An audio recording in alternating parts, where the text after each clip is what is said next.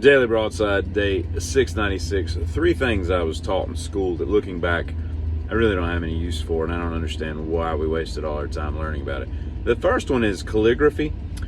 We spent seemingly an inordinate amount of time learning to calligraphize, or whatever the verb would be for that. And although to this day I can still read calligraphy because it's just fanciful English. What are we doing? Where in my life am I ever going to use calligraphy? I mean, I'm almost 50 years old, and I've never once say, "Ooh, calligraphy would come in handy.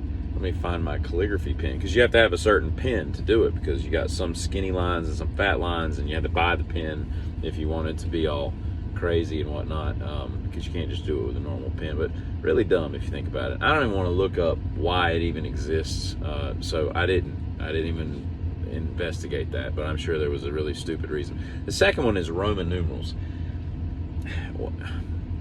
Nowhere in our daily life do we use these things. You know, the only time I use Roman numerals is when I'm reading the credits of a movie and I'm trying to remember when it was made, and I'm like, oh yeah, IV. So that was 1984. That movie was made in 1984. I don't know why. We could have used the numbers that we all know so well and love. Maybe that would have been a little bit easier. And the last one is pretty easy to guess. Greek mythology. What are we doing? You know, like, there's no real lessons to be learned about any of this crap. It's just, it's lies. It's just a bunch of lies. Fanciful lies is all we're given. But yet we have to study this stuff, and they're still teaching this crap. You know, my kids have gone through it, and I'm like, why are we... I mean, I get the cultural aspect of some things, but there's so many other things, like people have said, you know, balancing a checkbook, doing your taxes, things that are practical. But then again, we have to look at the fact that these are government schools, and what are they made to do? They're made to keep people in line and be subservient to what they want you to be. So anyway, there is a place called Sleeping Bear Dunes somewhere in Michigan. I have no idea. I didn't know it existed. Never been there, anything like that. But the only reason I see it is I've seen it online several times. And apparently it's just, I guess it's on one of the Great Lakes. It's got to be, right? But then again, I don't know. But it's this vertical, 2,000 foot, sand dune. And then I don't understand how all the sand even stays on it. But you think over time it would all just go into the lake. But there's signs at the top that say, hey, you can go down there and check out the beach and all that, but coming back up is going to take you about 45 minutes because you're basically going to be climbing, and climbing on sand is like 2 steps up, 1 step back kind of thing. And there's a fine of like $2,000 or $3,000 if you get stuck at the bottom to come rescue you. Now, I think what they do is they rescue you by boat, I guess. Maybe that's what makes it so it's expensive, because people will get down there, realize they're completely out of shape and not prepared for getting back up there and all. But here's the thing, right? I've seen pictures of it, and when you look at it, this is me at the Sleeping Bear Dunes. I'm sure it's cool to walk over to the edge and be like, oh yeah, it's pretty damn vertical, that's a lot of sand, and be like, and somebody be like, you want to go down there? And I'd be like, no, I mean, I can see the water.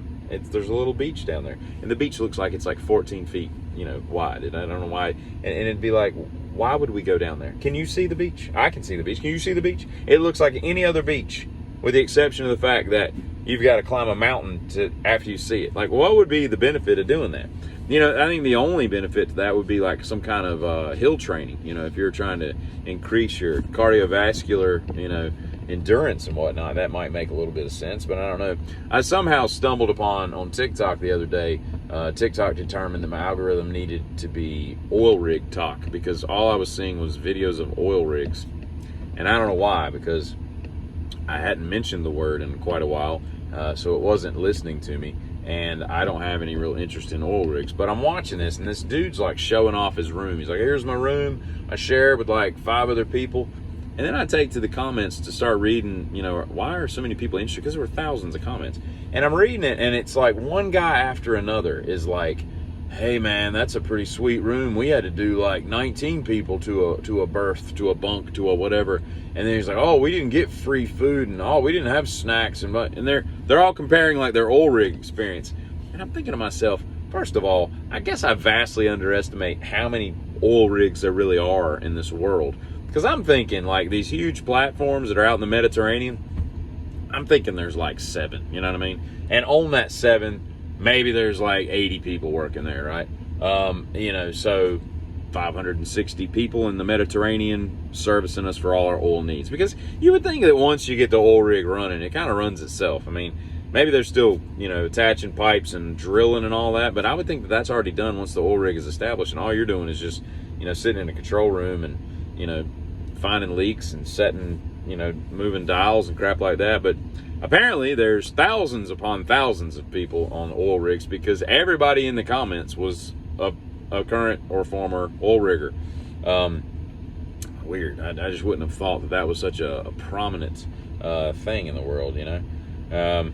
But anyway, I've also taken to noticing that social media, have you noticed, is it just me that, again, I don't know why these things pop up, but once you start looking at 1 or 2 of them, then now it gives you more. But there's a ton of Middle Eastern men on TikTok in particular. And this is the gist of their profile and their, you know, whatever. They'll have like 600 followers. They have nothing. And I'm going to put some pictures of a couple to give an example at the end of this video. They'll have nothing but pictures of themselves in some furry, or not furry, but fuzzy background or whatever. And it'll have some, you know, chanting Middle Eastern music. And it'll just be like a guy. Or it'll be a guy like just sitting with his bros, like his other Middle Eastern bros. You know, these are my Pakistani buddies and we're just hanging out, you know. And then in the comments, it'll be nothing but other Middle Eastern people commenting like hearts, love faces, you know, the little kissy face, the love yellow face and all this. And it's weird. It's like there's no women, which I get that, you know, it's kind of a chauvinistic society. I get it. But so there's no women anywhere. It's just a bunch of dudes hanging out and dudes taking pictures of each other. And then there's no real content. And it's just hundreds of these pictures, you know, or dozens at least. And I don't know what to think of that. I don't and it's very strange. I'd love for somebody to explain that to me, because it making no sense. But yeah, I'll post a couple on here so you can kind of see what I'm talking about. Maybe you've had the same experience with these gentlemen. But anyway, it's either that or they're like going live with like 3 followers. Somehow there's 4,000 people watching this dude in a tent beg for money from, you know, Syria or whatever, which drives me nuts. You know, he's got like a kid like faking like he's asleep in the background, trying to lie still and all, or a guy sitting in a puddle of mud, and you're like, get out of the mud, you know. So dumb. There's just some crazy stuff out there, and if y'all are giving money to that, you and your money, you know, need to be parted, because y'all are dumb. So anyway, kidding.